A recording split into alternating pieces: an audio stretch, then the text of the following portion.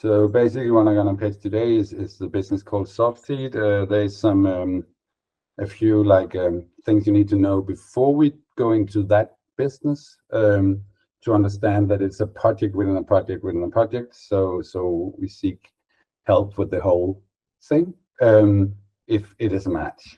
To frame me in a short terms, I compare myself to Dory, the fish from Finding Nemo. I've listed those powers of thinking away when you go in and start up as thinking as and acting as Dory. I'm basically a living commercial when I'm at events. So I'm very much on the sales side and focusing on creating relationships. I just let you read here.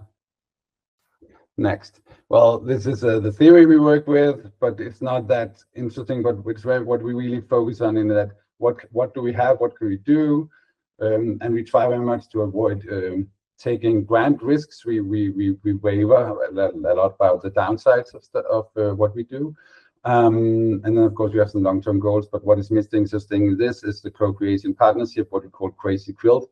That our business is not like you had Paneo. It's not like now we solve this specific problem in the beginning, like there's a vision, and then we find what we call profitable problems to solve in the process.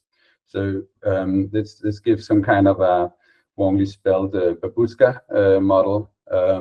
So it's based on what we believe in this specific moment of time, and you're welcome to read again, and you're also welcome to ask. Yes. This is basically our hypothesis. You can ask afterwards. And I know they are grand, but it gives some kind of compass to navigate.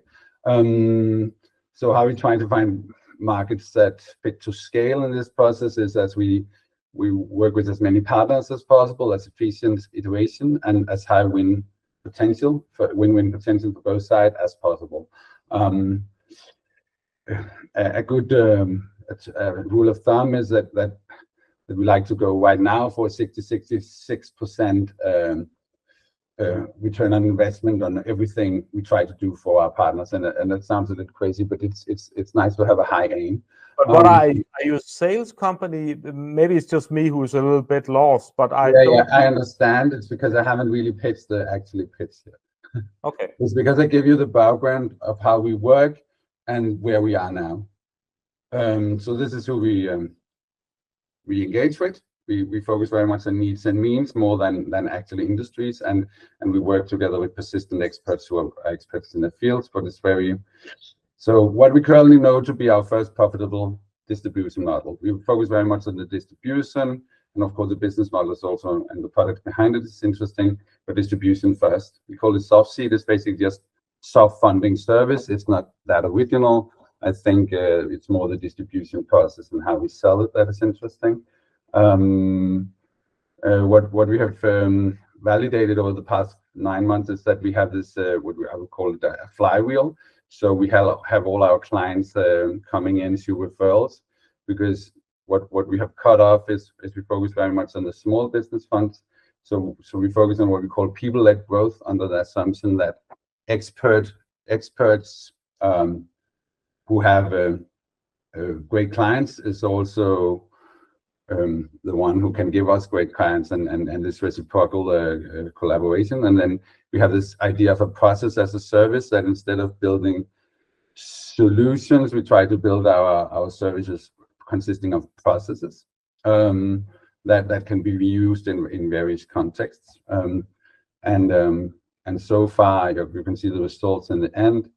This is how we actually sell, or what we actually sell. We have a fund match, which is a match needs with grants. It's very basic. Right now, it's very handheld, but there's something behind it I would like to explain later.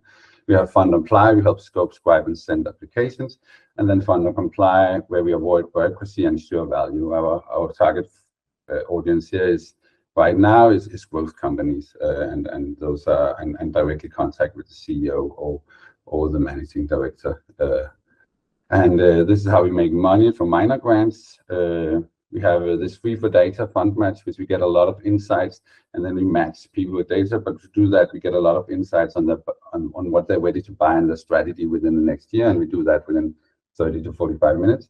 online, and it converts very well to our knowledge so far. And fund apply is how we get money in, and then we have this win fee that pay for the service that we avoid from compliance. But this is what we actually aim to build. So the business model is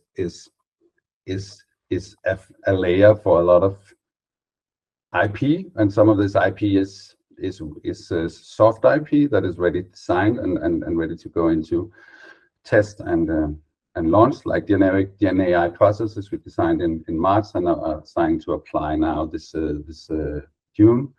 And decentralized AI search, we have some concept, but really complex. So right now we're focusing on getting all the complexity mapped out, and then Gen AI custom software design.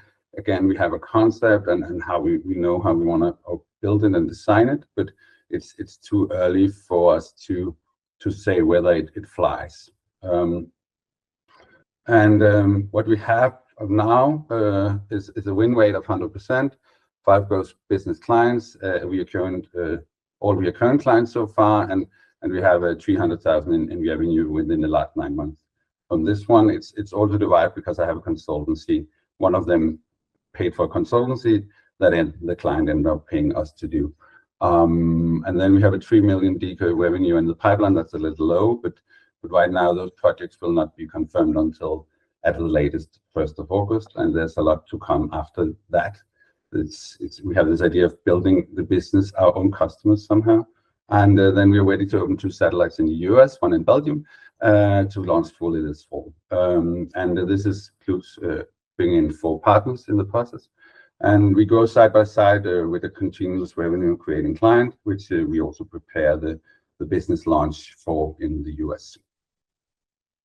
And what we need is help to progress. We matured, really came from nothing really fast. Like I couldn't afford a new car in 3 months ago, and now everything seems to come together. So we need somebody who's experienced investor, somebody who can help us set up and pay the first on ground salary for a guy in the US, because we cannot right now pay that from what we are coming in, and then somebody who has been through the startup journey themselves. And what we see the process, because we need to ensure something from the investor, is that now we think it's the first step is to test whether the investor can trust us and do a fund match, like go through the process with one of their portfolio companies. Then if everything goes well, we will have the first delivery from like our own service. And at 1st of August, we will have proof of proficiency, also the profit in the pipeline. And in August, to make things clear, we would like to reinvest whatever we have from trusted referrals or the SME Export Fund into some kind of negotiating counseling, because we have not prepared for this rapid, like from everything being a mess to something coming together so fast. We hadn't really prepared for that. So hope is that we can land an investment and a good collaboration and a good, valuation. We don't really care how big the valuation or small the valuation is. We care much more about it not standing in the way of future rounds. So that's basically what I have. Cool. For me, it sounds like there's sort of like 2 business, right? There is this grant application service, which is existing business, and I've used that in the past, and I've used several of these companies. And then you have something that for me sounds very fluffy regarding generative AI in that. Yeah. And I'll just have to say it sounds extremely fluffy, because of course everyone are thinking about how any of these grant application companies are thinking about how they will be using generative AI. I know that from the fact, because I know. I see that a lot. There's nothing original in what we do in that sense at all. No, but then you have to have a credible pitch on that. That'll be because when people talk AI, it's about, okay, who are you? What have you built in the past? What AI application have you built? Because but let's try to separate the two. First of all, there's nothing wrong with the grant application service business. But I don't think you can separate it, Nikolai, because basically we made that business to make a profitable way to it's not the main business, but it's really easy. It takes a day to the distribution model is really efficient. It takes a day to set it up in a new state and new university, and the goal is to have students and talent bring in their own money. So it's the whole interest is in the data of the process that it brings in, because we can just remove the fund application, and that is basically just what you call it, a complex qualification process. Yeah, but the second part is just, again, I don't know you. I'm just based upon this. It's when I read a pitch and one day it says, well, in the future there's some generator AI, it sounds extremely fluffy. Yeah, that's also why it's just like, I don't assume you're building LMM models from scratch. I assume you build something else, and then how does that differentiate you from, if it's about data, then I would rather use the data from the grant application companies who have 100,000 applications in the databases, because they can basically use those as data. So again, I'm not evaluating your business, but I'm trying to evaluate your pitch, and from that I will just say I have no clue what this was about the future. The starting point, the grant application, I understand what you're doing. I don't really understand why that has to go to US. Many of these grants are, I guess, local and European.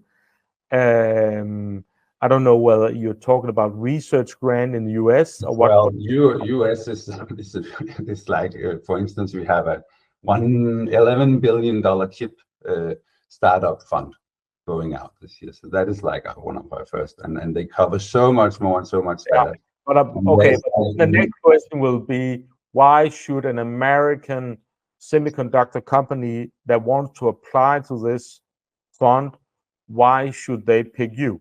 That's just, for me, unclear, because that's because our business is built on having man on the ground in every university, because the people on the university, students in the beginning, can pay their way through university.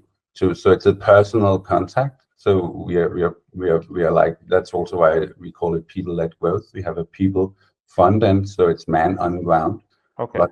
So we put this behind. But aren't there a lot of American companies already helping companies write these grant applications? I would assume that. Yes, that's also why we don't go off the big grants, but the smaller, minor grants, because it's a great way to build trust, and it wasn't really a business until AI came up. You also get into the more general business application, which makes us go in like, and now we're effectuating a ground up business launch of a Danish SME with 120 million in yearly recurring revenue. Okay. So it's basically it's a sandbox for how I think I've been doing this for concepts like this for 4 years to get to this point. It's also why it's plain to explain why I call it a Buska system. So that's also why I want this process of try the service, go in, and if you get the delivery, we deliver the proficiency and proof of revenue, and then there's a negotiation process where we reinvest. It's because it's hard to understand. It is impossible to explain in 10 minutes, because it's like, at last I counted, it was 15 different small steps that need to be validated up against each other, and it's just not able to be clear. Like you cannot clearly define it like Pineo. It's not important. It's not. But who's building this AI for you? We're building it with we totally focused on Azure. We totally focused on some minor businesses, minor process solutions, and I have the partners coming in and then starting up testing with a guy who's finishing a PhD in Monte Carlo logic. We don't care that much. We're much more into the forecasting logic and combining that with the general GPT models, and making them work within the framework of what you call it, a human-centered Monte Carlo optimized process from lead in to final delivery. That is what we built from the client, and this is also what this process is optimized to build. And because it's so complex, the soft funding scheme, we really get the complexity of the business selling process in there with a business model that can actually. But why don't you then? Well, if I were in your shoes, I would build the MVP and get the first clients on with a new AI and show that you really have something there before pitching investors. That would be, because right now, again, just from the pitch, it's very unclear what you're going to do, and very unclear why that, or how that differentiates from other that, of course, see the opportunities in using AI to automate much of this. We don't differentiate in tech. We differentiate by putting people first and putting people on the ground everywhere fast and do it within a day. So it's not in tech. It's because we believe that the people-led growth and the value of people, trusting people, is but all these application companies have people on the ground. Yes, they do. But almost none of them care about minor grants. Well, they do, because you can get them to, in Denmark, you can get them to apply an InnoBooster if you want. Minor grants, I'm talking grants below 200,000. 200,000 euro or Danish kroner? Danish kroner. Okay. But so you will automate it for all the minor grants. Okay.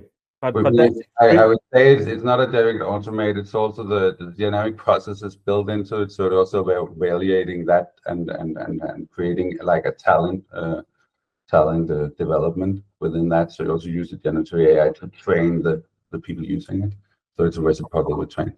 So that's why I say it's like there's 10 or 15 goals behind it, so that we can all make within this basic, and as you say, it's a very basic business model. There's nothing original about using AI for what you call it, brand applications at all. No. At all. No. But again, I just think it's a little bit unclear. I don't think we are matched then, and that's super cool. I'm not talking about we're matched. I'm just saying, I think it's just very unclear to understand what you're doing from the pitch. That's my feedback. Okay. Cool. But thanks a lot, Jeppe, for taking the time participate in this. I'll just